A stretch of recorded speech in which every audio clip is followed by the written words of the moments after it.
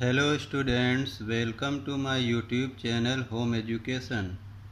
Today I am going to give a very important lecture on features of simple, complex and compound sentences. This is a very important and daily using chapter of English grammar. So are you ready? Listen this lecture very carefully and attentively. तो students, इस video को सवाल आपके जवाब हमारे के अंतर्गत बनाया गया है और एक स्टूडेंट्स ने मुझसे क्वेश्चन किया कि कॉम्प्लेक्स और कंपाउंड सेंटेंस में मुझे डिफरेंस बता दीजिए सर। तो मैं कॉम्प्लेक्स और कंपाउंड सेंटेंस में तो डिफरेंस आपको बताऊंगा ही, मैं आपको सिंपल, कॉम्प्लेक्स और कंपाउंड सेंटेंस के फीचर बता देता हूं ताकि आप सबको अलग अलग ढंग से समझ लें। ठीक है, ताकि आपका कोई भी डाउट ना हो। सिंपल सेंटेंस को पहचान लें, कॉम्प्लेक्स को भी पहचान लें और कंपाउंड को भी पहचान लें।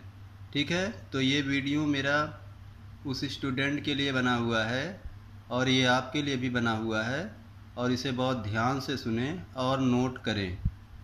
जैसा कि मैं पहले के वीडियो में बता चुका हूँ कि सिंपल सेंटेंस में वन फाइनाइट वर्ब होते हैं। मेरे पहले के वीडियो में आपने देखा था कि सिंपल सेंटेंस में वन फाइनाइट वर्ब होता है, और लेकिन फिर भी मैं आपको बता दूं, सिंपल सेंटेंस में वन फाइनाइट वर्ब होता है।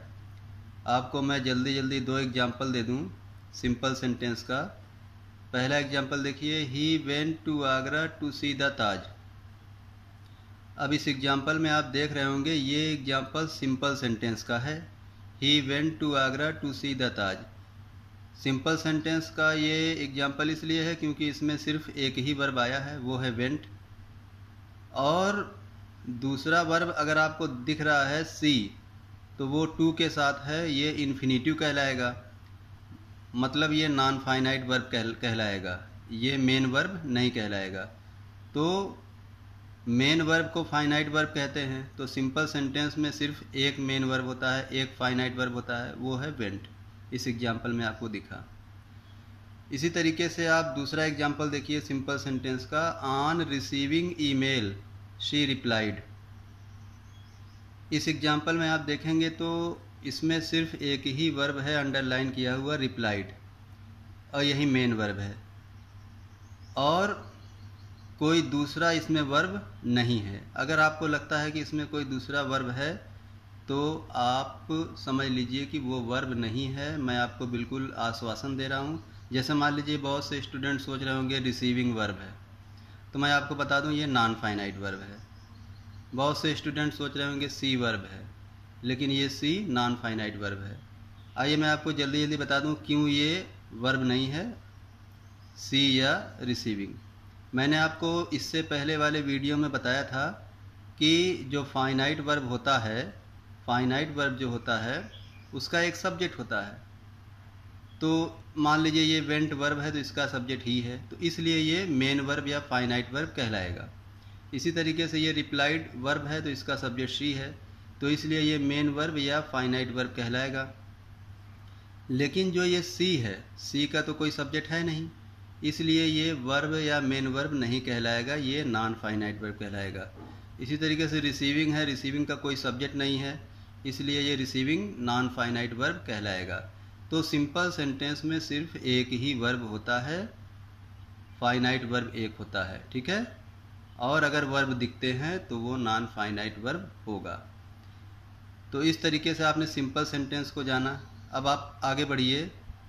आगे है कॉम्प्लेक्स सेंटेंस। कॉम्प्लेक्स सेंटेंस में मैंने पहले वीडियो में बताया था कि कॉम्प्लेक्स सेंटेंस में टू फाइनाइट वर्ब्स होते हैं, आपको अच्छी तरह याद होगा, और वन कनेक्टिव होते हैं, ये भी मैंने बता दिया था। टू क्लॉजेस होते हैं, ये भी मैंने बता दिया था कॉम्प्लेक्स सेंटेंस में। और ये जो टू क्लॉजेस होते हैं, पहले क्लास को कहते हैं प्रिंसिपल क्लाज और दूसरे क्लास को कहते हैं सबऑर्डिनेट क्लाज। अब आप आगे बढ़िए। अब मैं आपको यहाँ पर मैं आपको यहाँ पर ये बताना चाहता हूँ कि कॉम्प्लेक्स सेंटेंस और कंपाउंड सेंटेंस में सिमिलैरिटी होती है, मैंने पहले वाले वीडियो में बताया था। तो अब जब सिमिलैरिटी होती है कॉम्प्लेक्स और कंपाउंड सेंटेंस में, एक बार मैं फिर आपको रिमाइंडर करा दूँ, कॉम्प्लेक्स सेंटेंस हो या कंपाउंड सेंटेंस हो, दोनों में कनेक्टिव पाए जाते हैं, दोनों में क्लाज, दो क्लाज होते हैं, प्रिंसिपल क्लाज और सबऑर्डिनेट क्लाज। ठीक है, तो अब दोनों में जब कनेक्टिव होते हैं, दोनों में क्लाज होते हैं, तो फिर दोनों में अंतर कैसे मालूम करेंगे, यही क्वेश्चन आज एक स्टूडेंट ने मुझसे किया है और उसी को रिप्लाई करने के लिए मैं ये वीडियो बना रहा हूँ और ये वीडियो आपके लिए भी है। तो देखिए, मैंने पहले वाले वीडियो में बताया था कि कनेक्टिव के आधार पर आप तय कर सकते हैं कि ये कॉम्प्लेक्स सेंटेंस है या कंपाउंड सेंटेंस है। तो वही कनेक्टिव मैं आपको यहाँ पर बता दे रहा हूँ। कनेक्टिव मैं आपको बता दे रहा हूँ कि कौन से कनेक्टिव कॉम्प्लेक्स सेंटेंस में लगते हैं और कौन से कनेक्टिव कंपाउंड सेंटेंस में लगते हैं। ठीक है, वन बाय वन देखिए। ये देखिए कनेक्टिव्स ऑफ कॉम्प्लेक्स सेंटेंस। अब मैं आपको बता दूं कॉम्प्लेक्स सेंटेंस में लगने वाले कनेक्टिव। ये देखिए वेन, मैंने हिंदी अर्थ भी लिख दिया है। वेन मीन्स जब, वेनिवर सामने देखिए जब भी, वाइल जबकि, टिल तक, अनटिल जब तक कि नहीं, बिफोर पहले, आफ्टर बाद, एज सुन एज ज्यों ही, वेयर जहाँ, वेयरइवर जहाँ जहाँ या जहाँ भी, बिकॉज क्योंकि, सिंस जब से या क्योंकि, एज क्योंकि, इफ़ यदि अगर, इन केस बशर्ते या इसको यदि भी कह सकते हो, अनलेस यदि नहीं, अनटिल यदि नहीं, दो फिर भी, आल्दो यद्यपि, इसे हालांकि भी कहते हैं, हालांकि, इवन इफ फिर भी, एज जैसा, सो फार एज जिस प्रकार। तो ये सारे जो कनेक्टिव्स लिखे हुए हैं ये कॉम्प्लेक्स सेंटेंस के कनेक्टिव्स हैं।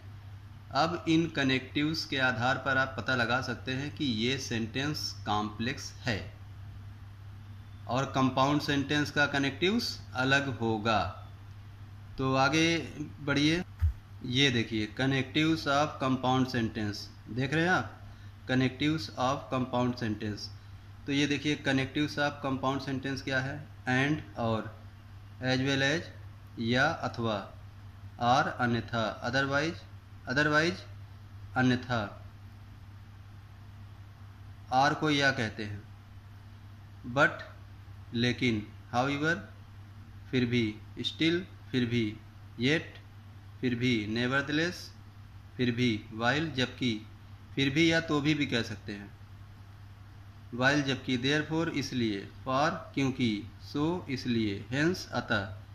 तो आप देख रहे हैं स्टूडेंट्स, ये कंपाउंड सेंटेंस के कनेक्टिव्स हैं। तो आपने देख लिया कॉम्प्लेक्स सेंटेंस के कनेक्टिव्स कौन कौन थे और कंपाउंड सेंटेंस के कनेक्टिव्स कौन कौन हैं। तो कनेक्टिव्स के आधार पे ये पता लगा सकते हैं कि ये सेंटेंस कॉम्प्लेक्स का है या कंपाउंड का है। अब आपकी क्या ड्यूटी होती है कि कॉम्प्लेक्स सेंटेंस और कंपाउंड सेंटेंस के कनेक्टिव अपने कॉपी पर नोट कर लें, तब जाकर के आपको अंतर मालूम हो जाएगा कि what is the difference between complex and compound sentence. सिर्फ कनेक्टिव्स के डिफरेंस होते हैं, बाकी तो सब सेम होता है। ठीक है, दो क्लाज इसमें ही बनता है, दो क्लाज इसमें ही बनता है। कॉम्प्लेक्स और कंपाउंड में दो दो क्लाज बनते हैं, बस कनेक्टिव के अंतर होते हैं। कनेक्टिव दोनों में लगते हैं लेकिन कनेक्टिव अलग अलग होते हैं, यही अंतर होता है। तो इस तरीके से आपने देखा कि कॉम्प्लेक्स और कंपाउंड सेंटेंस में आपने अंतर जान लिया। मैंने इस वीडियो में सिंपल सेंटेंस के बारे में एक बार रिमाइंडर आपको करा दिया, कॉम्प्लेक्स और कंपाउंड सेंटेंस में क्या अंतर है ये भी मैंने बता दिया। और अंत में मैं आपको ये बता दूं, note, clause and use of connective like complex sentence. ये जो कंपाउंड सेंटेंस होता है इसमें क्लाज और कनेक्टिव बिल्कुल कॉम्प्लेक्स सेंटेंस की तरह ही लगता है। तो वही बात हुई कि कनेक्टिव्स इसमें भी लगते हैं, कंपाउंड में भी, और कनेक्टिव्स लगते हैं कॉम्प्लेक्स में भी। अंतर ये होता है कि कनेक्टिव अलग अलग होते हैं। ये रहे कंपाउंड सेंटेंस के कनेक्टिव्स, और कॉम्प्लेक्स सेंटेंस के कनेक्टिव आपने देख ही लिया इससे पहले वाले पेज पर। तो इस तरीके से आप कॉम्प्लेक्स और कंपाउंड सेंटेंस में डिफरेंस जान गए और कॉम्प्लेक्स और कंपाउंड सेंटेंस के फीचर जान गए, सिंपल सेंटेंस के फीचर जान गए। और आगे बढ़िए। आगे आपको ये करना है स्टूडेंट्स कि इस वीडियो को देख करके आप इसको अच्छी तरह नोट्स बना लीजिए। इसको लाइट वे में मत लीजिए। एसएससी लेवल तक ये कवर करेगा।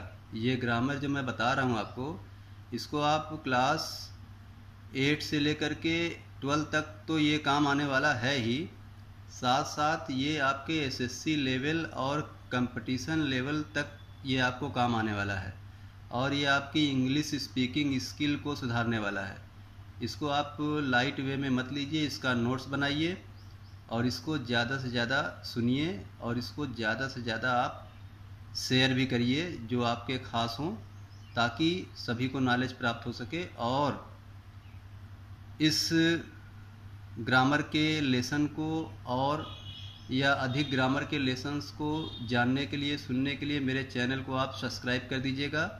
और अगर आपको कोई क्वेश्चन ग्रामर के करने हैं, कोई प्रश्न पूछने हैं, कोई भी स्टूडेंट, जैसे कि ये लड़का सीबीएसई बोर्ड का मुझसे पूछा कि कॉम्प्लेक्स और कंपाउंड सेंटेंस में क्या अंतर होता है, तो मैंने बता दिया, तो उसको भी मिला आंसर और आपको भी एक जानकारी मिली। तो इसी तरीके से अगर आपको कोई क्वेश्चन करना है तो कमेंट बॉक्स में जा कर के आप कोई भी ग्रामर का वीडियो बनवाने के लिए रिक्वेस्ट कर सकते हैं। मैं उस टॉपिक पर वीडियो बना दूंगा। ओके, तो ठीक है, नमस्कार, जय हिंद। और पढ़िए और आगे बढ़िए।